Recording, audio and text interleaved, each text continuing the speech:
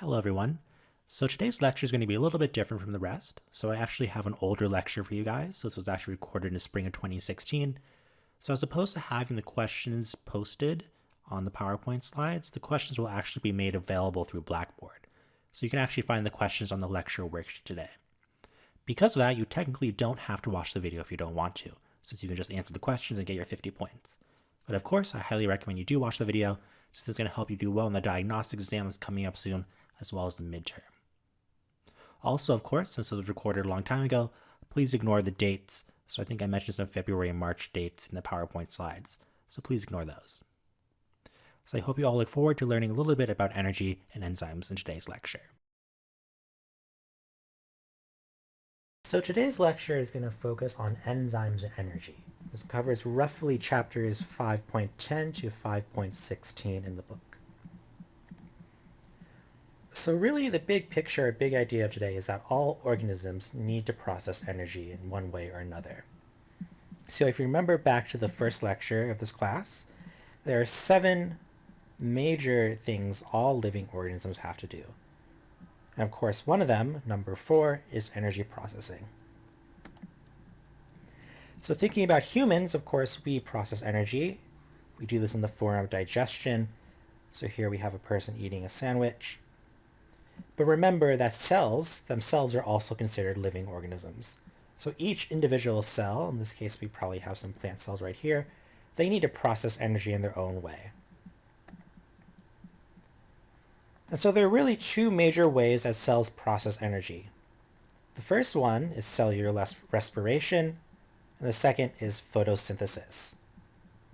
So looking at cellular respiration, this can be broken down into 3 major parts. The first one is glycolysis, so we're actually going to be covering this on Tuesday, February 23rd.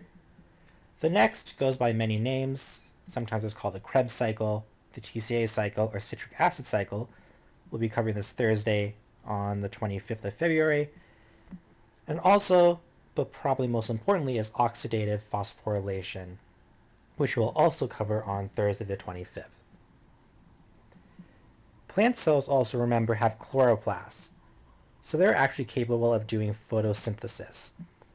So after we cover all of cellular respiration, a lot of which happens in the mitochondria, we'll move on to photosynthesis on Tuesday, March 1st. So really the big picture is understanding these 2 major processes, cellular respiration and photosynthesis. So before we can really start talking about those 2 major ways of processing energy, we need to really understand what energy is. And so I think the book has a really nice definition of energy. It's the capacity to cause change or to perform work. So energy comes in 2 basic forms. The first one is kinetic energy, so the energy of motion. The second is potential energy. And this is a little bit more tricky of a definition, so that means energy that matter possesses as a result of its location or structure. So this is probably a little bit confusing of a slide, so what does all exactly mean? So let's talk about potential energy. So I think this is probably the most intuitive of the 2 definitions. So potential energy, again, is energy that matter possesses as a result of its location or structure. So if you imagine I was holding up a stack of textbooks over a table like this, there's some distance in between the textbooks and the table. And this creates potential energy. Here, since the textbooks are so close to the table, I would say this is low potential energy. However, if I wanted to increase the potential energy, all I would do is raise the height of the books.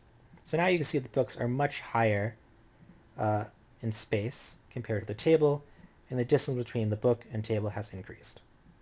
As a result, we have increased the potential energy. So we went from low potential energy like this, where the books are closer to the table, to a higher potential energy like this. And of course, the big idea is that I would essentially drop these tables on the book. So something like this, they would slam on the table, and we would call the slamming or dropping of the books kinetic energy. And again, kinetic energy is energy in motion.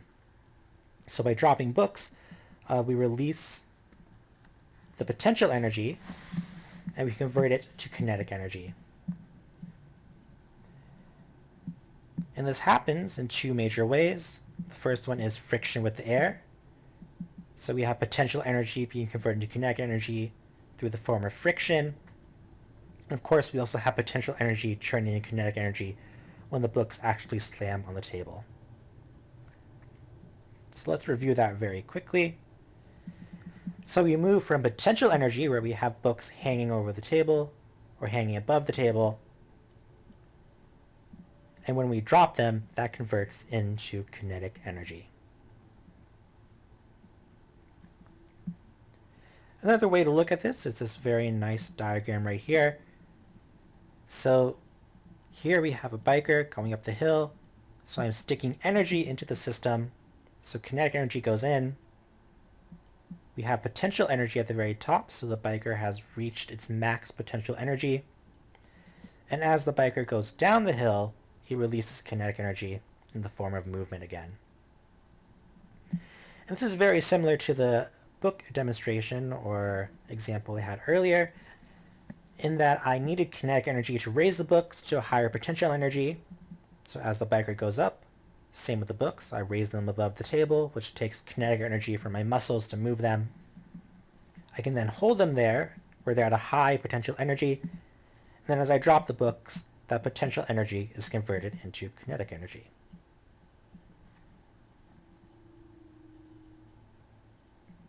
So here's another good example of potential and kinetic energies. So chemicals themselves, or chemical bonds, can have potential and kinetic energies. So something like TNT, which is this molecule right here. Of course, you might know that as a very common explosive, which is shown in this picture right here, where we have Wile E. Coyote lighting up a match in a room full of TNT. You can imagine that these bonds between the different atoms actually contain potential energy. In this case, since TNT is an explosive, it has a very, very high level of potential energy. And to convert all that potential energy to kinetic energy, you of course light a match or create some sort of spark that converts all that potential energy into kinetic energy. And that kinetic energy we know as heat or an explosion, as shown in these two pictures. So again, this is a little bit different example, going from books dropping to chemical bonds, where we have bonds breaking, resulting in explosions or release of kinetic energy. And so as sort of alluded to, there's lots of different types of potential and kinetic energy. So in regards to potential energy, we can have energy in the form of gravitational, again chemical, like as in the TNT. We can have elastic potential energy, nuclear potential energy, and electrical potential energy.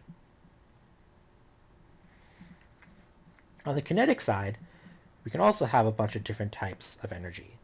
Light is a form of kinetic energy, so is electrical. So you can have electrical potential energy as well as electrical kinetic energy. Sound waves are kinetic energy.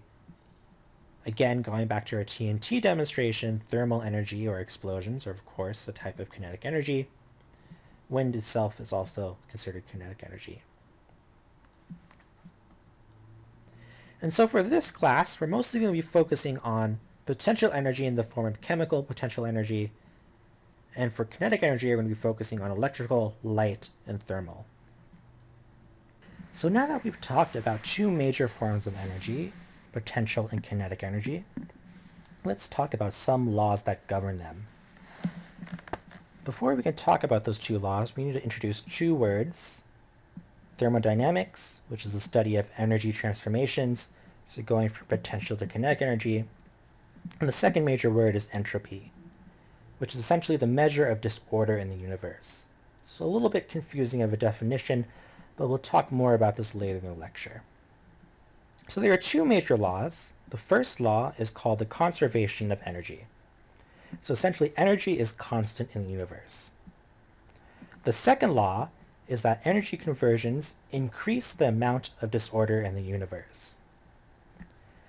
So again, those are pretty confusing definitions, so let's go through some examples to show what those actually mean.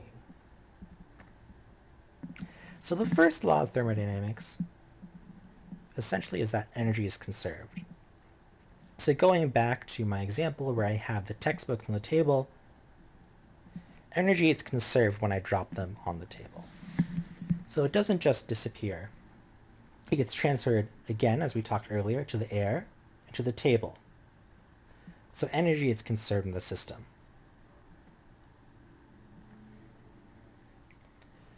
Again, energy doesn't just appear out of anywhere. So to get to a higher potential energy, the spiker needs to put in kinetic energy.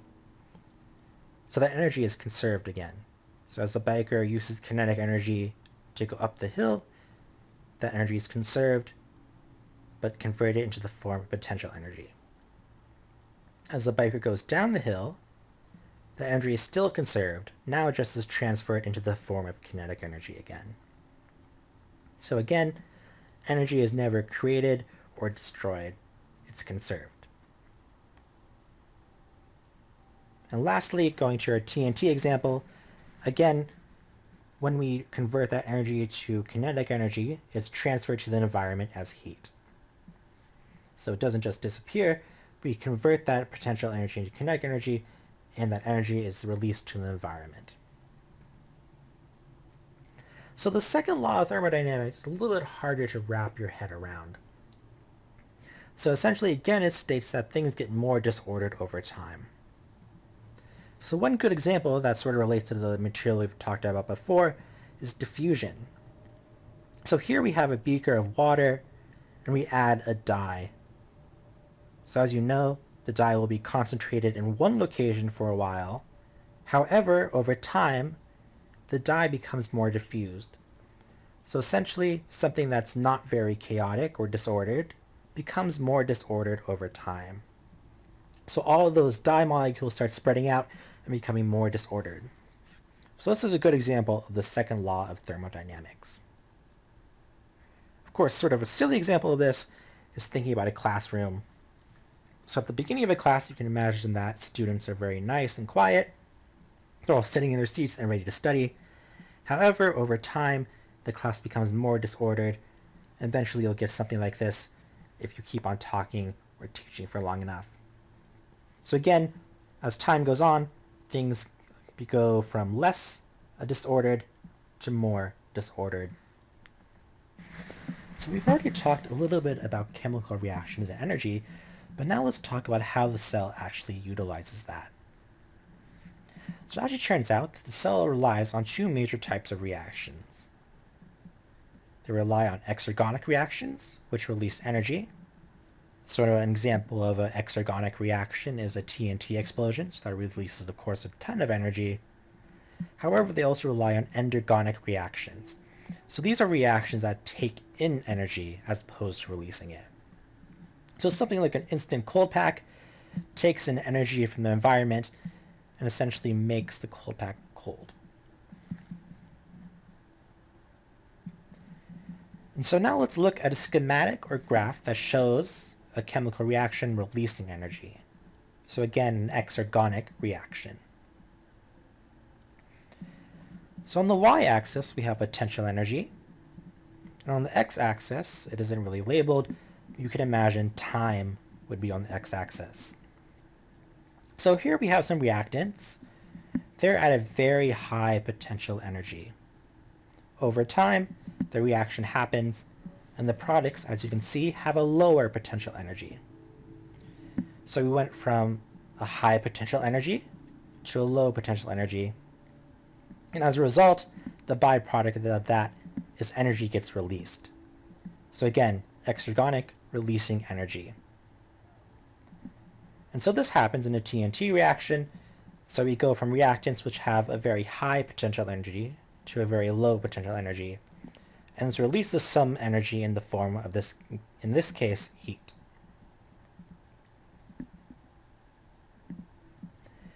An endergonic reaction is essentially the exact opposite of that. So we start with reactants having a very low potential energy. To get the reaction to actually go, we need to put in energy to the system. In this case, an instant cold pack would take in heat energy for the reaction to happen, and now the products are at a higher potential energy compared to the reactants. So we went from a low potential energy to a high potential energy, and that took in energy, in this case in the form of heat. So cells can actually use these two major types of reactions to their advantage. And they do this through what is called energy coupling. So essentially, energy produced from an exergonic reaction helps drive an endergonic one. And so cells essentially have a currency of energy, and that comes in the form of ATP. So this is an abbreviation for a molecule called adenosine triphosphate. And it essentially powers nearly all forms of cellular work. So anything the cell needs to do is essentially powered by this molecule ATP. And the way that happens is that hydrolysis of ATP releases energy as an exergonic reaction, and then that phosphate group can actually be attached to another molecule. And this process we call phosphorylation. So here's a molecule of ATP. It has an adenosine, as well as, you can imagine, 3 phosphates, where it gets its name triphosphate. And again, to sort of reiterate that, when we hydrolyze ATP, this releases a phosphate group as well as energy. That energy can then go on to do work in the cell. As you will see in this next picture, there are 3 major forms of work. Chemical work, so essentially reactants here. So we have a triangle with a phosphate group on it. That phosphate group, of course, came from ADP. Because that phosphate group is there, these 2 molecules can then react, and we form now a purple triangle, square, green box molecule. The phosphate group is then released, and we're left with the products, which is ADP plus phosphate, and the product itself. Very similar to chemical work, you also have transport work. So here we have phosphate being added to a transport protein. That phosphate again came from ATP. And because of that, we can now have solutes going against their concentration gradients. So this would be an example of active transport, which again relies on ATP. We can also have mechanical work. So this is something like a muscle fiber right here. ATP adds a phosphate group onto our transport protein right here. That transport protein or motor protein then moves, which moves this protein down here, and we have a muscle contraction. So essentially, for this to happen one time, we need 1 molecule of ATP. So as you can imagine, something like a muscle fiber is requiring lots and lots of ATP to have this process continue over again and again. And so how do we exactly make ATP? So that's again through this process of cellular respiration. So most ATP is made from glucose and oxygen. So you can imagine this being the fuel for the cell. So to have ATP made, we need glucose plus oxygen. And this goes through the process of cellular respiration. So again, something like glucose and oxygen have lots of potential energy, and we're having that converted into kinetic energy. In this case, in the form of chemical kinetic energy, as well as heat kinetic energy. The waste products of that reaction are then carbon dioxide and water. So essentially we go from glucose and oxygen through cellular respiration to carbon dioxide and water. And this is actually very similar to how a car works. So just like a car, we have a fuel, glucose and oxygen. Cars, of course, use gasoline and oxygen. However, in the car, we have combustion going on. So as opposed to cellular respiration to convert potential to kinetic energy, cars use combustion to convert potential energy in the gasoline and oxygen into kinetic energy in the form of movement and heat. And again, interestingly enough, the waste products of cellular respiration and combustion are exactly the same. So the waste products are carbon dioxide and water in both. So just like a cell, a car has to go through some form of energy conversion. In this case, combustion. Within the cell, you have cellular respiration. And so here's sort of going back to the idea of energy coupling. So we have ATP synthesis, which is endergonic reaction. This forms ATP. ATP is then hydrolyzed, which of course is an exergonic reaction and releases energy. So here we have an endergonic reaction coupled to an exergonic one. We can then do the flip side of that. We have energy released, or energy used for cellular work, which is an endergonic reaction. And then we have energy from cellular respiration, which is an exergonic reaction. So again, an endergonic reaction on the right linked to an exergonic one on the left. An endergonic reaction on the left linked to an exergonic one on the right. So again, this is an idea of energy coupling. So now let's look more closely at chemical reactions. So again, here we have an exergonic reaction. So the reaction started at a very high potential energy, and over time, the reaction occurs, and we have the products which are to lower potential energy. So essentially, the amount of energy released here is from the top right here to the bottom right here. So this is an exergonic reaction. However, you may notice that we have an additional feature added to this graph. In this case, we have what is called the activation energy barrier. So you can think of this almost as a wall for the reaction. So for this reaction to occur, this molecule or reactants up here need to jump over the wall. So they need to have more potential energy than they are at. So they have to go higher and higher until they can jump over this wall and form the products. And this wall, again, we call the activation energy barrier. So this barrier essentially stops the reaction from happening unless you have more potential energy added into the system so that the reactants can jump over the wall. And so how reactants usually get over this activation energy barrier is by actually lowering it. And we actually have some molecules that can do that. And these are called enzymes. So enzymes lower the activation energy barrier. So as a result, these reactants are now able to jump more easily over into the products. So with an enzyme, you lower the activation energy barrier, and this requires less energy put into the reactants to produce this exergonic reaction.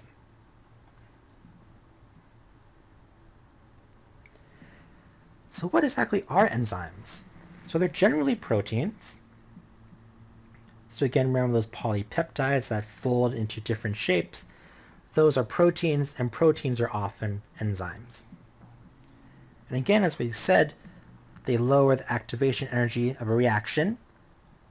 And the fancy word we have for this is a catalyst. So a catalyst isn't always a protein, but anything that lowers the activation energy of a reaction is a catalyst. So you may see this word come up in other chemistry classes or in other biology classes. And so enzymes have two major things going on for them. So they have substrates, so this is what they react with, and they have active sites where the substrate binds. And I'll show a nice little picture of this later on. And so different enzymes have different substrates. And what substrates an enzyme binds is determined by the shape of the active site. So remember that proteins can fold in different shapes. So the active sites can actually have different shapes and this determines or dictates what substrates an enzyme can bind to. And so here we have a nice little diagram showing an enzymatic reaction. So here we have an enzyme. This enzyme is called sucrase. Again, it has an active site. So this nice little groove right here is the active site for the enzyme. So active site, of course, is a fairly intuitive name. So you can imagine this is the region or part of the protein where the reaction actually occurs. So sucrase actually has a substrate, in this case sucrose. So sucrose will actually bind to the active site. So you can see it binds there. So now sucrose is bound to our enzyme sucrase. To break this bond right here between our two different molecules, a water comes in. So this is a hydrolysis reaction actually. So however, in this case, the hydrolysis reaction isn't spontaneous. So for this hydrolysis reaction to actually occur, we need this enzyme to lower the activation energy. So again, the water comes in, it breaks this bond between the different molecules, and then the products are released. In this case, the products are fructose and glucose. And the thing about catalysts is that after the reaction is done, they're exactly the same as when they began. So this reaction can happen many, many times. Theoretically, infinite amount of times. So essentially we can have the same thing happen again. Here we have an empty sucrase enzyme. Sucrose comes in. Water then comes in and breaks this bond in the middle, and the products are released, which leaves us with an empty sucrase enzyme. And the cycle can keep on going and going, theoretically for an infinite amount of times. So enzymes usually need some help, and this comes in the form of cofactors and coenzymes. So as you know from lecture 3, your body needs 4 major types of macromolecules: lipids, carbohydrates, proteins, and nucleic acids, DNA and RNA. However, if you ever read the nutrition facts on soda or any sort of other food, you know that we also take in lots of vitamin and minerals. So things like vitamin A, B's, and C's, and minerals like potassium, zinc, iron, and so on. So oftentimes these minerals and vitamins actually act as cofactors, cofactors being minerals or inorganic molecules like zinc, iron, and potassium, and coenzymes, which are organic molecules. So these are the vitamins essentially. So these vitamins and minerals actually help enzymes to do their jobs. So it wasn't shown in the previous example of sucrase, but we do have enzymes that rely on these vitamins and minerals, and that's why they're so important to have in our diet. So next I'm going to introduce this idea of enzyme inhibition. So it actually turns out that lots of different substances can actually inhibit enzymatic reactions. So here we have a normal enzymatic reaction. This enzyme has an active site and it has a substrate that binds to it.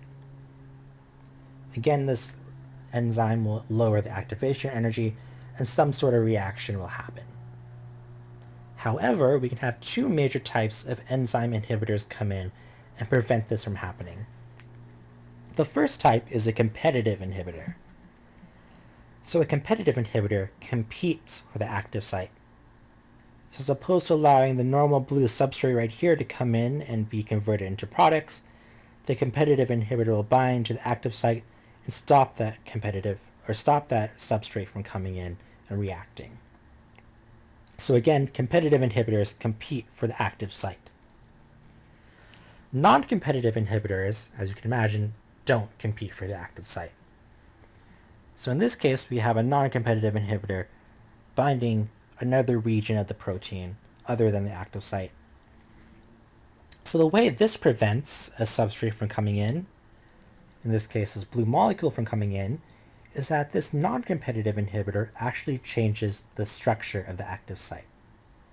So as you can see, this enzyme or the substrate no longer wants to fit into the active site. The active site has changed shape.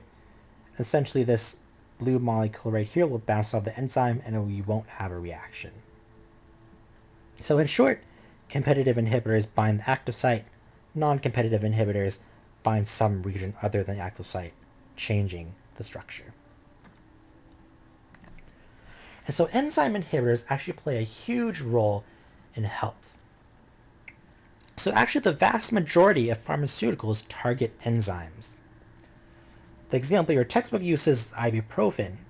So this actually inhibits cyclooxygenase, which is an enzyme responsible for producing pain response. So by taking ibuprofen, you block or inhibit this enzyme's ability to lower the activation energy, and this blocks pain response. So this is why you take ibuprofen when you have a bad back or some other part of your body is sore. However, even things like food can be enzyme inhibitors. So something like grapefruit targets a liver enzyme responsible for breakdown of drugs. So this is why you may see some labels like the one on the right, which tell you to not eat grapefruit or drink grapefruit juice if you're taking certain medications. And this is because if a grapefruit drug is targeting a liver enzyme, which is responsible for breakdown of drugs, you can imagine that inhibition of this liver enzyme will increase the amount of drugs you have in your body, essentially causing you to overdose on the drug if you take too much grapefruit juice or the drug at the same time. So you essentially don't want to inhibit liver enzymes.